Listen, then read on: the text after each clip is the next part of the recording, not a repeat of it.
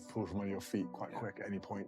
It takes you into some pretty gelled and loved being in those sorts of cauldron of fear, noise, and to highlight wonderful people doing incredible. You guys listen up.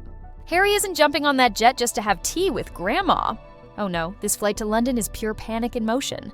He's racing across the sky like a man who knows his entire royal identity is on the line. Sources close to Montecito are saying this trip wasn't planned at all. It's an emergency. Something inside Buckingham Palace has shifted. And fast. The whispers reached Harry, and when he found out what they were about, it hit him like a ton of bricks. We're talking about the one thing that defines him, his kids, and every ounce of his royal legacy, their titles. The Duke and Duchess of Sussex name, that elegant tie to the world he walked away from, might be slipping away for good. The second those whispers reached Montecito, chaos broke out. His team went into full crisis mode. Bags were packed, calls were made, and before anyone could draft a PR response or spin the story, Harry was already halfway across the Atlantic, fueled by desperation, guilt, and the faint hope that maybe, just maybe, he can fix this.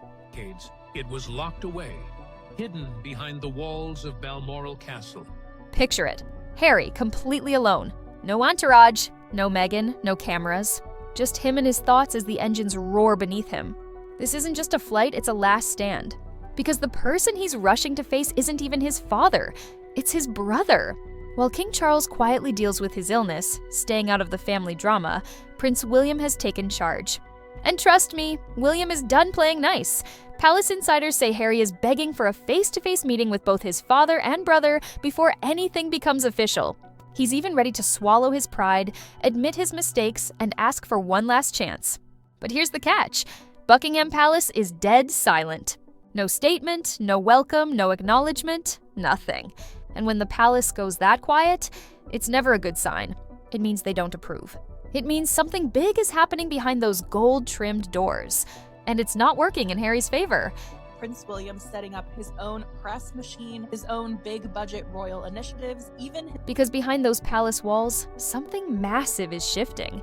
Yes, Charles wears the crown, but everyone inside knows it's William who's truly in charge now. Insiders are already calling it the pre-succession era. A quiet, unofficial transfer of power. Charles's illness has softened him, made him sentimental, maybe even too forgiving. But William? He's the exact opposite. No emotions, no nostalgia, just business. Staff members now report to William before making any major move. It's not official yet, but the palace is already running on his command. One insider even said, it's like watching power shift in slow motion. And here's the wild part. When Charles suggests something, people politely nod. Then double-check what William actually wants. It's ruthless, but that's the reality. One man is getting weaker, while the other is gearing up to run an empire. Charles sees a family, William sees a company bleeding reputation, losing influence with every scandal and every tell-all. Mired in one of its biggest crises in history. Prince Harry, Meghan Markle. Charles remembers the little boys who used to chase each other through the halls of Kensington, the laughter that once filled royal dinners, the family that Diana held together with her warmth. But William doesn't have time for that kind of sentiment. He's staring at an empire cracking under public scrutiny, one scandal at a time. The Netflix shows, the memoirs, the explosive interviews, it's all poison to the brand he's set to inherit. And to William, that's exactly what it is, a brand. The monarchy isn't a family reunion story. It's a billion-dollar institution that needs to protect itself. He's not here for hugs and heart-to-hearts. He's here to stop the bleeding. Palace sources describe him as his grandmother's heir in every sense. Calm, cold, efficient, and brutally decisive when needed. When William makes a decision, that's it. No second chances. No endless talks. He's done trying to fix the family drama. Somewhere along the line, he stopped seeing the chaos as family issues and started treating them like business crises. His new motto? If you want the benefits, you live the responsibilities. Otherwise, you're out. Interesting when you think about it with the Sussexes. They do seem to sort of hitch their wagon to whatever's in vogue. And here's the thing, he's not wrong. Being royal isn't supposed to be easy. You don't get to wear the crown's glow without carrying its weight. To William, Harry's freedom and Meghan's ventures feel like betrayal, not independence. So, while Charles dreams of reconciliation, William is in private meetings, redrawing the map of the monarchy's future. That's one Harry can speak for the suitor, but Well, from the suitor, I mean, it was fantastic to get the opportunity. Forgiveness isn't on the agenda.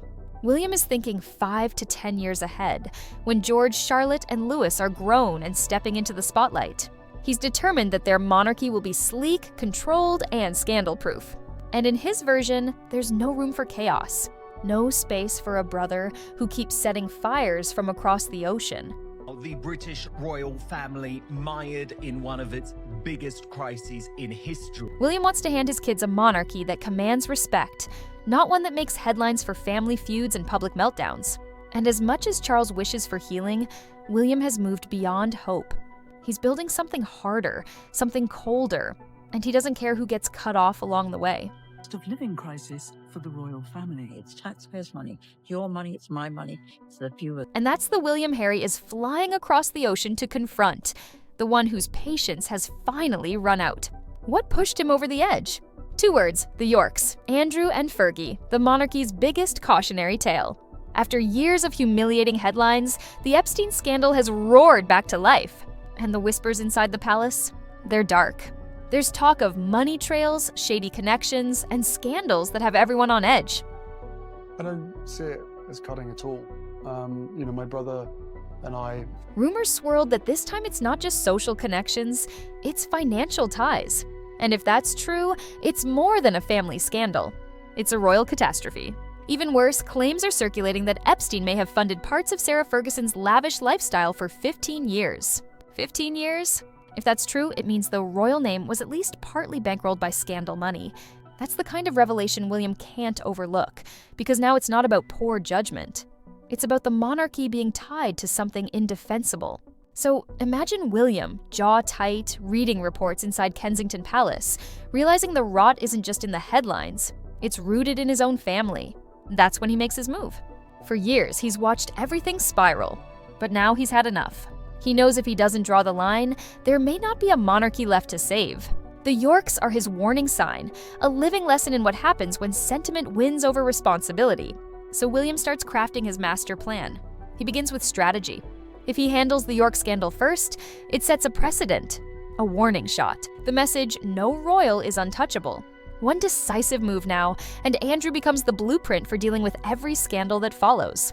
The palace machine is being recalibrated, and William is the engineer running it. For months, insiders say his fury has simmered beneath the surface, and with Charles too weak to act, William finally has the space and power to step in. No more asking permission. He's setting new royal standards. You uphold the crown, or you don't represent it at all. Simple. To him, the monarchy isn't a family safety net. It's a business that must survive. The fall of the Yorks becomes the test case, the line in the sand. Viewed through that lens, William's now looking at Harry the same way. If he's willing to strip titles from his own uncle, what's stopping him from doing the same to his brother? And that's exactly what sent Harry into panic mode. Because across the Atlantic, Meghan's doing what she does best, turning headlines into opportunity. Rumor has it she's about to launch her own cosmetics line.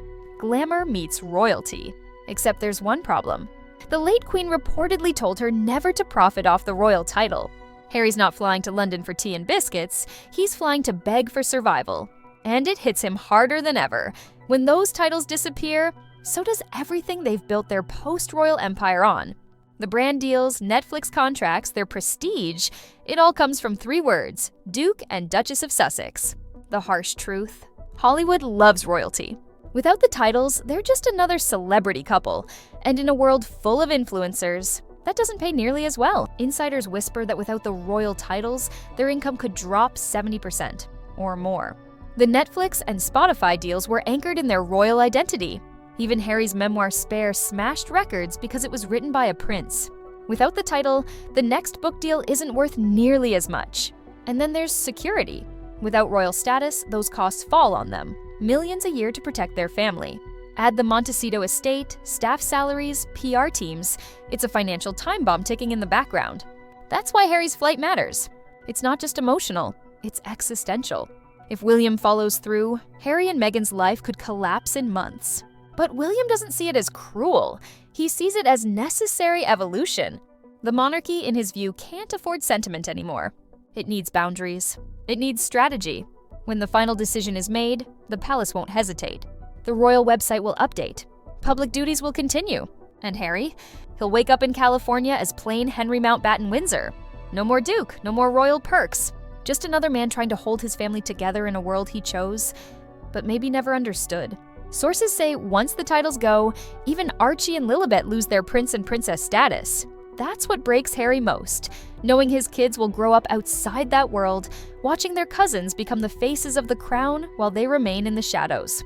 It's poetic and painful, because this was never just about titles or money. It was about belonging. And once that's gone, what's left? Inside the palace, William is calm. The decision is made. Charles, frail but resigned, accepts it with quiet sadness. Meghan is furious. Harry is heartbroken. But the crown? The crown moves on because that's what it does. It survives, always. As the sun rises over Buckingham Palace, a new era begins. The age of forgiveness fades. The age of accountability takes its place. William has done the unthinkable. He's shown he doesn't need the throne to rule. He already does. The family may be fractured, but the monarchy stands stronger, polished, restructured, ruthless. And Harry, somewhere over the Atlantic or back in Montecito, finally faces the truth he's been avoiding. When you walk away from the crown doesn't wait for your return. It closes the door, quietly and permanently, and goes on without you. The story of the Windsor brothers is no longer one of rivalry, it's one of finality. William stands as the architect of a leaner, colder monarchy. Harry stands outside the gates, staring at the world he once belonged to. So now the question remains, can Harry and Meghan rebuild without the crown? Or is this where their royal fairy tale ends for good? Either way, the world is watching. Because history's already written the headline, Prince Harry rushes to UK as royal title crisis reaches breaking point. And this time, there's no happy ending waiting on the runway.